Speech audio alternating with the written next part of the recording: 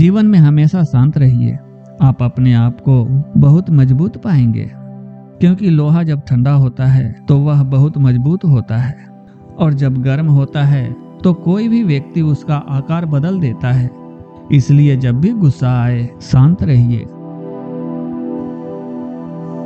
नमस्कार मित्रों, एक बार राजा मिलिंद भिक्षु के पास गए। भिक्षु का नाम नागसेन था। राजा ने भिक्षु से पूछा, महाराज, एक बात बताइए। आप कहते हैं कि हमारा व्यक्तित्व स्थिर नहीं है, जो स्वयं में वो कुछ नहीं है।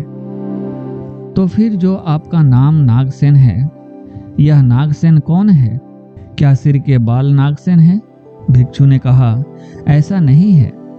राजा ने फिर पूछा, क्या ये दांत, मस्तिष्क, मांस आदि नागसेन है? भिक्षु ने कहा, नहीं। राजा ने फिर पूछा, फिर आप बताइए, क्या आकार, संस्कार, समस्त वेदनाएं नागसेन हैं? भिक्षु ने कहा, नहीं। राजा ने फिर प्रश्न किया, क्या ये सब वस्तुएं मिलकर नागसेन है, या इनके बाहर कोई ऐसी वस्तु है जो नागसेन है? भिक्षु ने कहा, नहीं। अब राजा बोले, तो फिर नागसेन कुछ नहीं है जिसे हम अपने सामने देखते हैं और नागसेन कहते हैं। वह नागसेन कौन है? तब भिक्षु ने राजा से पूछा, राजन, क्या आप पैदल आए हैं? राजा ने कहा, नहीं, रथ पर। भिक्षु ने पूछा, फिर तो आप जरूर जानते होंगे कि रथ क्या है। क्या यह पताका रथ है? राजा ने कहा, नहीं। भिक्षु बोले, क्या ये पहिए या धुरी रथ है? राजा ने कहा, नहीं। भिक्षु ने पूछा, क्या ये रसिया या चाबुक रथ है? राजा ने कहा, नहीं। भिक्षु ने पूछा, क्या इन सब से बाहर कोई अन्य चीज है जिसे हम रथ कहते हैं? राजा ने कहा, नहीं।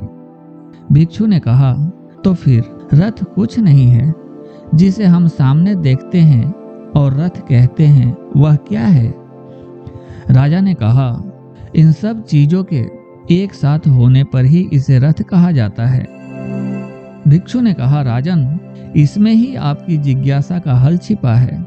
जिस प्रकार इन वस्तुओं के उचित तालमेल से रथ का निर्माण हुआ है, ठीक उसी प्रकार अग्नि, पृथ्वी, आकाश, जल और वायु, इन 5 तत्वों को समुचित संयोजन से बना शरीर ही नागसेन है।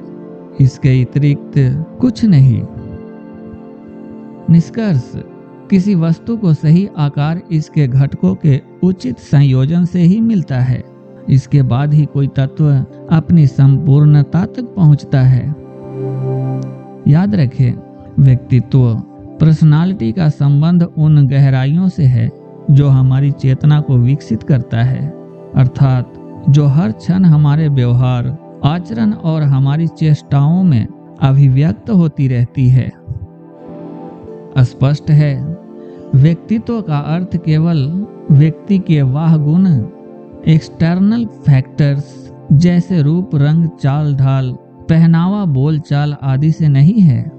इसके आंतरिक गुणों, इंटरनल फैक्टर्स और इंस्ट्रिंसिक क्वालिटी से भी है, जैसे चरित्र, बल, इच्छा, शक्ति, आत्मविश्वास, मन की एकाग्रता आदि।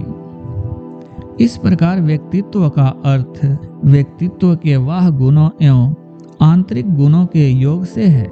यथार्थ में आंतरिक गुणों के विकास से ही आपके व्यक्तित्व को संपूर्णता प्रदान होती है, जिसे कंप्लीट पर्सनालिटी यानी डायनेमिक पर्सनालिटी कहते हैं, जो किसी भी क्षेत्र में अस्थायी सफल का प्रमुख अंग मानी जाती है।